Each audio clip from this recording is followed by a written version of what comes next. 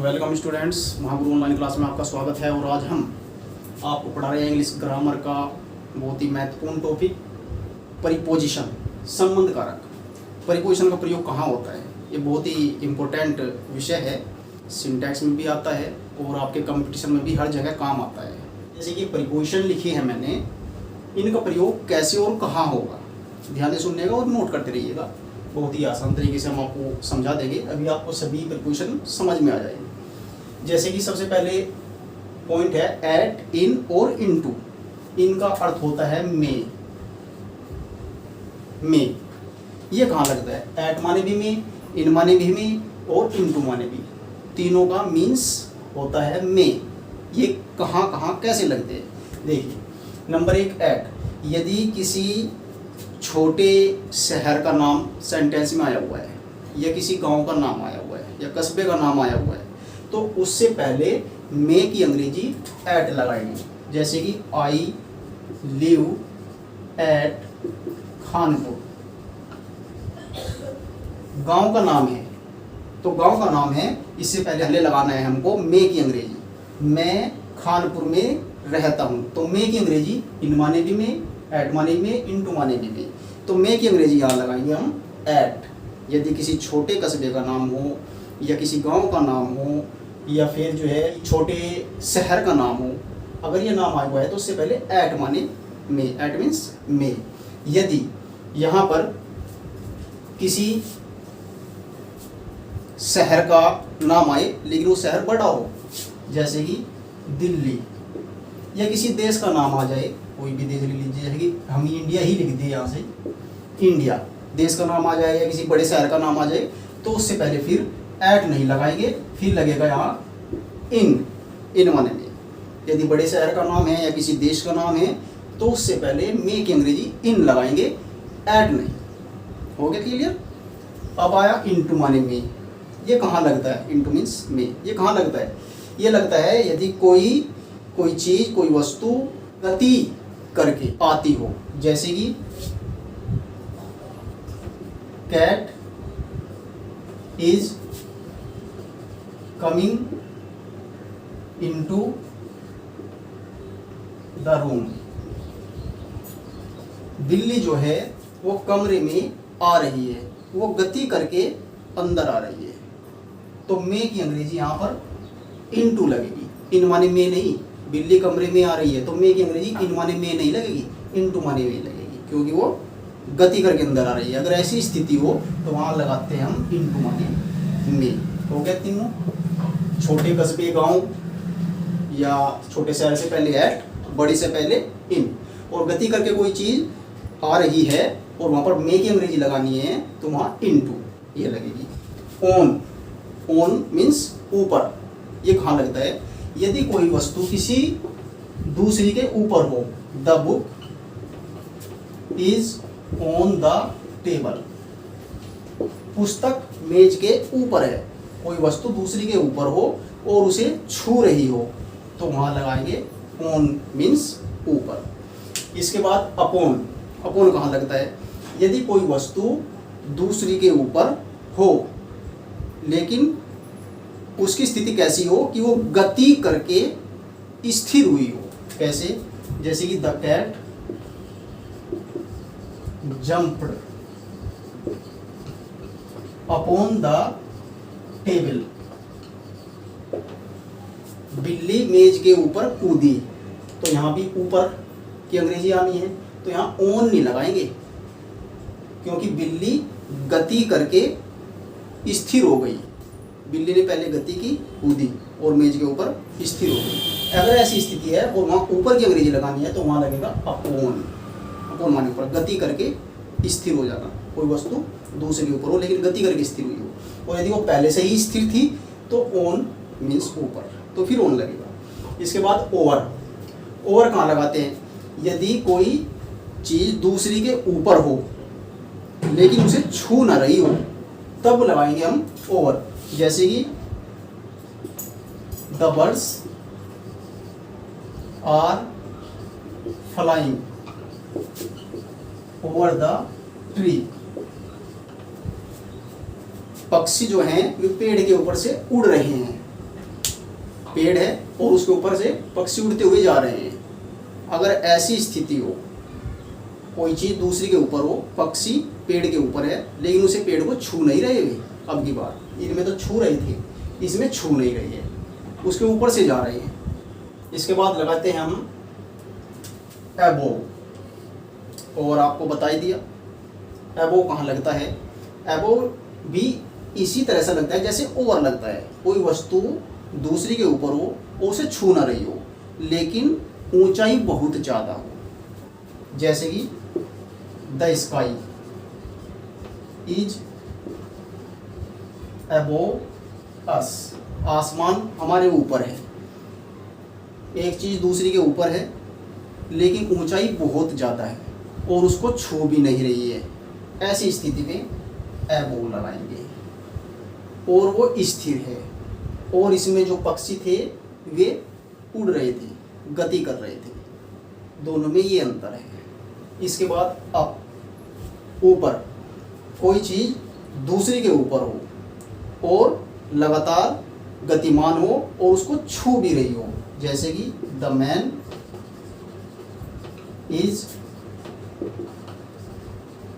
Climbing up the हिल, आदमी पहाड़ी के ऊपर चढ़ रहा है, तो उसके ऊपर है, उसको छू भी रहा है और लगातार गतिमान है। जो हमने बताया था अपोन, बिल्ली टेबल के ऊपर कूदी, वो गतिमान थी और उसको छू भी रही थी लेकिन वो गति करके स्थिर हो गई थी, ऐसी स्थिति में लगाएंगे अपोन, गति करके स्थिर हो जाए। लेकिन इसमें उसके ऊपर है, छू भी रही है लेकिन वो लगातार गतिमान है, स्थिर नहीं हुआ, तब लगता है अप। इसके बाद हम आपको बताते हैं विद। विद मीन्स से, बाय, से, फ्रॉम, फॉर, सिंस, इनकी हिंदी होती है सभी की से। लगते कहाँ कहाँ है विद, यदि किसी यंत्र से काम होता हो, यंत्र से, तो वहाँ पर से की अंग्रेजी विद लगाएंगे, जैसे कि the man cut his finger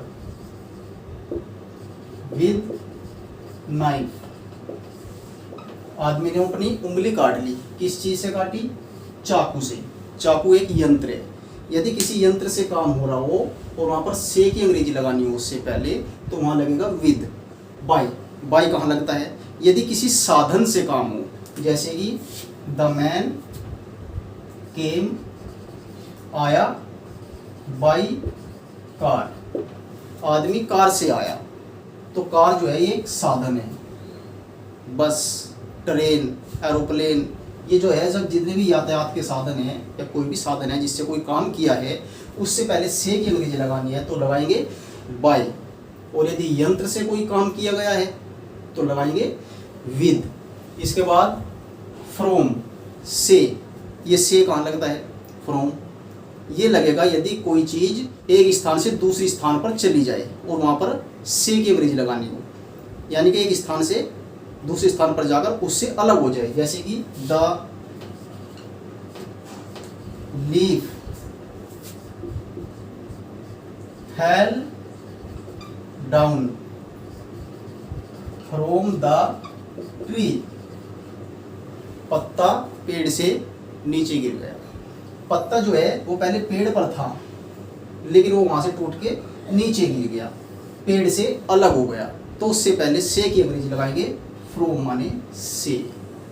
इसके बाद फॉर और सिंस, इनका मतलब भी से होता है। ये कहाँ लगते हैं, ये लगते हैं समय से पहले, यदि टाइम दिया हुआ है समय सेंटेंस में उससे पहले लगते हैं। लेकिन कैसे कैसे लगते हैं, यदि जैसे कि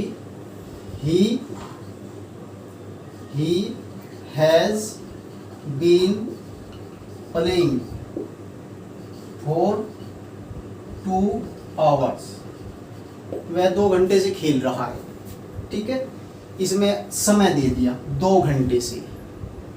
अब की बात लिखा हमने he has been playing since 2 o'clock, वह 2 बजे से खेल रहा है, इसमें सिंस लगाया और इसमें 4 लगाया। क्या अंतर है, यदि जो समय है उसको हमें गिनना न पड़े, और यदि गिनना पड़े तो सिंस, और गिनना न पड़े तो फोर। कितने घंटे से खेल रहा है वो? 2 घंटे से। हमें गिनने की जरूरत नहीं है, हम तुरंत बता देंगे कि वो 2 घंटे से खेल रहा है। तो गिनना ना पड़े तो 4 लगा देंगे से की अंग्रेजी। और यदि हमें गिनना पड़े, वो 2 बजे से खेल रहा है, अब बज गई है 7, तो 2 बजे से अब तक 2 से 3 4 5 6 7 इतने घंटे हो गई भाई, तो गिन के बताना पड़ेगा। तो गिनना पड़ेगा समय, तो सिंस लगाइए।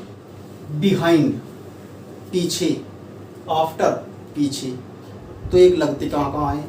जैसे कि यदि कोई वस्तु या कोई चीज किसी दूसरे के पीछे हो और स्थिर हो, जैसे कि the house behind the tree. जो हाउस है, घर है, वो पेड़ के पीछे है, तो एक चीज दूसरे के पीछे है और स्थिर है, तब लगाएंगे हम बिहाइंड। आफ्टर कहाँ लगता है? जैसे कि the cat is running after the rat. बिल्ली चूहे के पीछे दौड़ रही है। एक चीज दूसरी के पीछे है, लेकिन अब की बार वो स्थिर नहीं है, वो उसके पीछे दौड़ रही है, गति कर रही है, तब लगाएंगे हम आफ्टर। यदि गति कर रही है तो आफ्टर, उसके पीछे है, स्थिर है, तो बिहाइंड। इसके बाद बिटवीन और अमंग, ये कहाँ लगते हैं? इनका अर्थ होता है बीच में, बीच में। ये कहाँ लगते हैं? जैसे यदि 2 के बीच में है तो बिटवीन, यदि 2 से अधिक के बीच में है तो अमंग। जैसे कि Mohan is sitting between Sita and Gita. Mohan Sita और गीता के बीच में बैठा है, तो 2 के बीच में बैठा हुआ है, इसलिए लगाएंगे हम बिटवीन। यदि 2 से अधिक के बीच में हो, जैसे कि captain is sitting among the players. Captain जो है वो खिलाड़ियों के बीच में बैठा है, अब की बार 2 से अधिक के बीच में बैठा है, वहाँ 2 आदमियों के बीच में नहीं बैठा है, वो बहुत सारे खिलाड़ी है, उनके बीच में बैठा हुआ है, तो लगाएंगे हम अमंग, मीन्स बीच में। हो गया। इसके बाद लास्ट है अंडर, बिलो और डाउन। इनका अर्थ होता है नीचे, नीचे। ये कहाँ लगते हैं? अंडर माने नीचे, ये लगेगा यदि कोई चीज दूसरी के नीचे हो और स्थिर हो। बिलो माने नीचे, कोई चीज दूसरी के नीचे हो लेकिन गतिमान हो। डाउन माने नीचे, कोई चीज दूसरी के नीचे हो लेकिन गतिमान हो। ये भी यही, ये भी यही। अंतर क्या है? ये गतिमान है, ये भी गतिमान है, लेकिन बिलो में उसे के नीचे तो है लेकिन उसको छू नहीं रही, और डाउन उसके नीचे है लेकिन उसको छू रही है, तो डाउन लगेगा। जैसे कि अंडर माने नीचे, जैसे कि कैट, बिल्ली इज अंडर द ट्री। बिल्ली जो है वो पेड़ के नीचे है, बैठी है, वो आराम से चल फिर नहीं रही, तो लगाएंगे हम अंडर अगर गतिमान नहीं है। The river flows below the bridge. नदी पुल के नीचे बह रही है, तो नदी जो है पुल के नीचे है लेकिन गतिमान है और उसको छू नहीं रही। पुल ऊपर है, नदी नीचे बह रही है, उसको छू नहीं रही, उसके नीचे से जा रही है। गतिमान है तो लगाएंगे हम बिलो, और गतिमान नहीं है, स्थिर है, एक जगह बैठी है, तो लगाएंगे अंडर। और डाउन, जैसे कि the man is coming down the हिल। आदमी पहाड़ी से नीचे आ रहा है, तो यहाँ पर नीचे की अंग्रेजी लगेगी डाउन।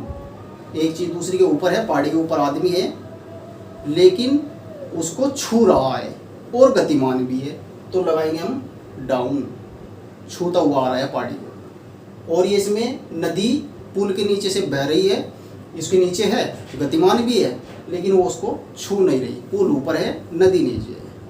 इस प्रकार ये हमारी परिपोजिशन थी। तो आपको बहुत ही अच्छी तरीके से मैंने समझा दिया है। तो मुझे विश्वास है कि आप सबके ये याद भी हो गए होंगे, आपने नोट भी कर लिए होंगे। यदि आपको अच्छा लगा है हमारा तरीका तो आज ही हमारे चैनल को अभी सब्सक्राइब कीजिए, हमारी वीडियो शेयर कीजिए और लाइक कीजिए। थैंक यू, धन्यवाद।